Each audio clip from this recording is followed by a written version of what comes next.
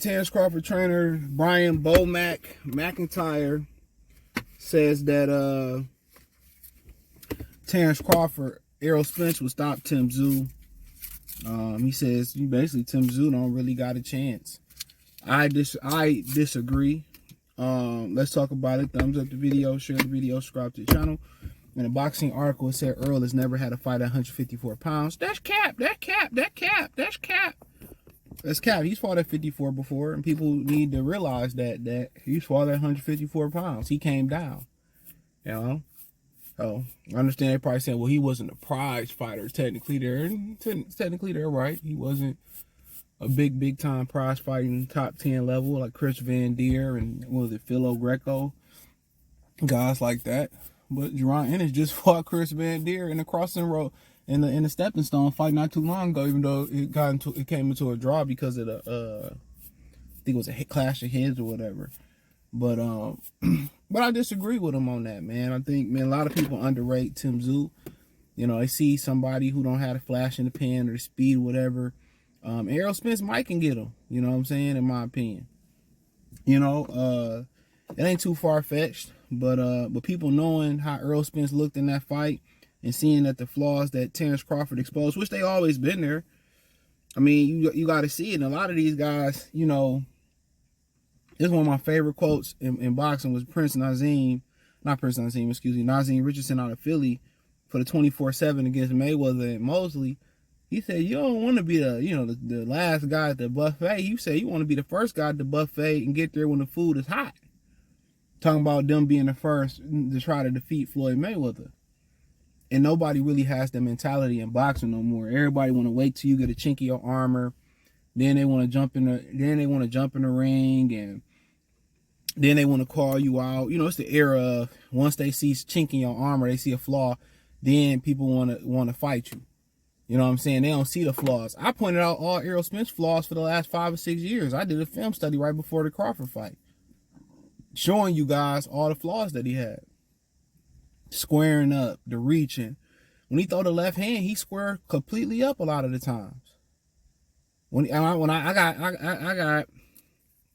got ripped online for saying he didn't know how to fight on the inside, and my point was proven once again. It was proven once again. You know, he on the inside, he got his chin over his front knee without keeping the guard up. Uppercut, counter punches. He throw a punch and don't bring his hands back home. This is why I was saying when he's fighting Mikey Garcia, Mikey was more technical.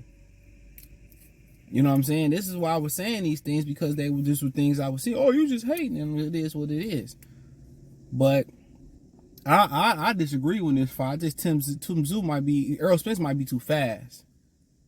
You know, Errol Spence might be too athletic for him. But the thing about it is, what he gonna do when he get cracked? That's the question.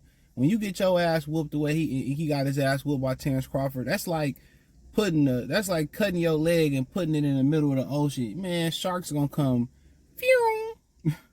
They come in X, but when you got a reputation for looking how he looked in that fight, and you know, not and how flush he was getting hit, that's the first thing somebody gonna do who hop back in the ring with you. They gonna try to test your PSTD, whatever they call it.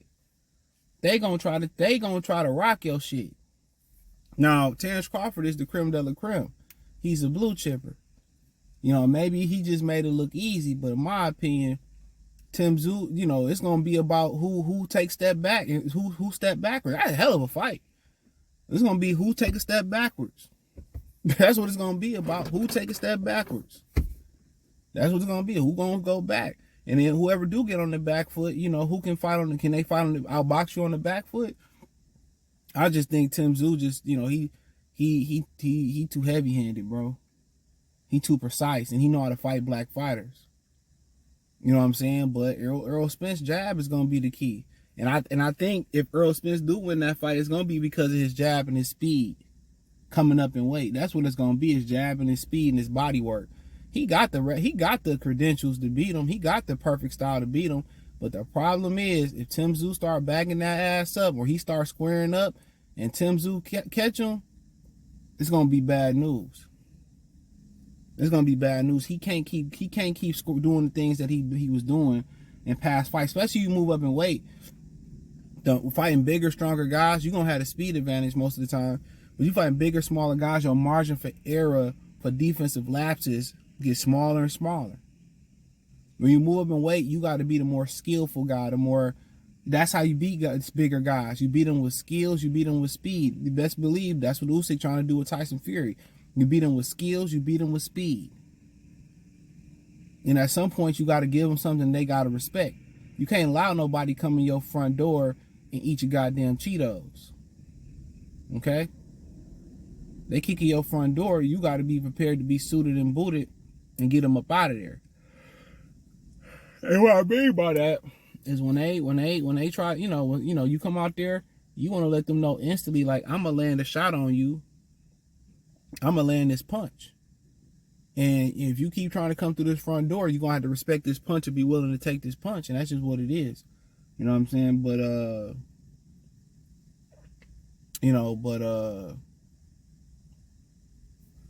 But nonetheless, no, I think Errol's jab, because Tyzu don't jab when he come in. And I think Errol's ability to go to the body, that way, a guy like Tyzu like to pace himself, then step it up when you wear yourself out for moving. That body work is slow him down, that jab to keep him at bay.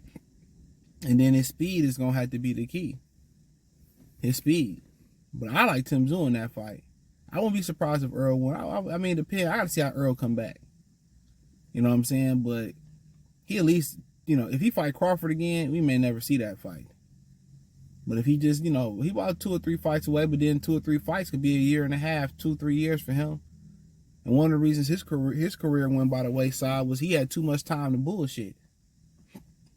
That's the problem. He had too much time to bullshit. It's kind of like a kid that you got in your class and, you give him too much time, he complete the test. What he gonna start doing? Most young boys and girls gonna start doing. They gonna start causing a disruption. They bored. If he constantly was, I'm gonna do a video on De La Hoya. What he said, he'd give somebody a champion $5 million. They had 5 title fights in a calendar year. And it used to be like that. If Errol Spence was on that schedule, Errol Spence probably be the best fighter in the world, or one. It'd be higher. His career would be a lot better. If he constantly in the ring, constantly fighting, you wouldn't have had the whole suspicious thing with Mo 3, allegedly. You wouldn't have the car accident. He don't have time for that shit. When you become a productive man, you don't have time for bullshit. You gonna fit some bullshit in there. You gonna fuck with the hoes. You know what I'm saying?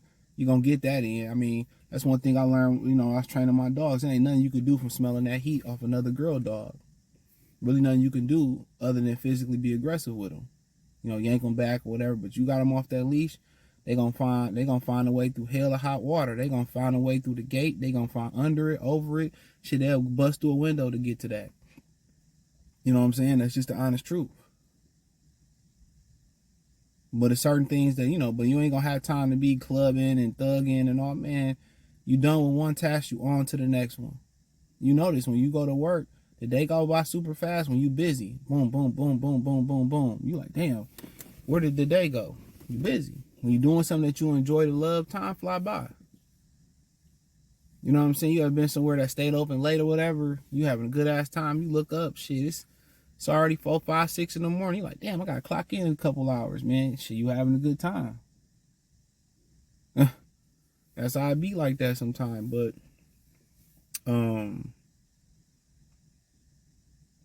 but like I said before, that's just my opinion. I can see it going both ways. But if Errol fight Terence again and it's one-sided or he get beat up and knocked out again, you gotta beg to wonder, will he even come back? Cause a lot of these guys, man, ain't ambitious and don't want to be 2 division world champions or 3 or 4 division champions. A lot of these dudes be just content with getting the belt. They be content with, not even trying to move up. Not even try to, move up in weight. And I think a lot of them, being, content, it ain't that they feel like they accomplished what they accomplished. Al Heyman stopping them doing for what they want to do. Not being busy enough. After a while, when something that got taken away from you that you love to do, and you can't do it at the level you want to do it on, or you can't fight who you want to fight and control your career, a lot of times you just like, fuck it. You lose the love for it. And I think Al Heyman then sucked the love, pause, out of a lot of these guys' career.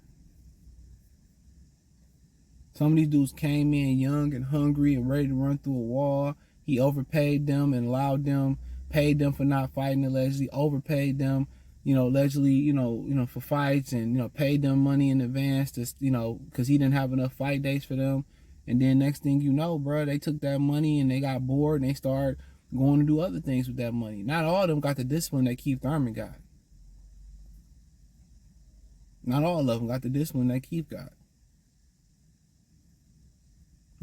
But hey, it is what it is. Let me know what you girls and guys think. Check out the Box Moves playlist. Let me know who you think will win the fight. I know it's gonna be tough until we actually see Errol bounce back. But hey, hit the link tree. Find me on Twitter, Instagram, Spotify, Anchor, Cash App, Venmo, PayPal, Apple Podcasts, Google Podcasts, the whole nine. Link tree, the first link in the description. Check out my new channel, Free Game 89, FR33 Game 89. In addition to that, you can check out my Detroit channel, More See Sports Talk. That link's in the description and the link tree as well too. Check out the Box Moves playlist and let me know what you girls and guys think. Peace.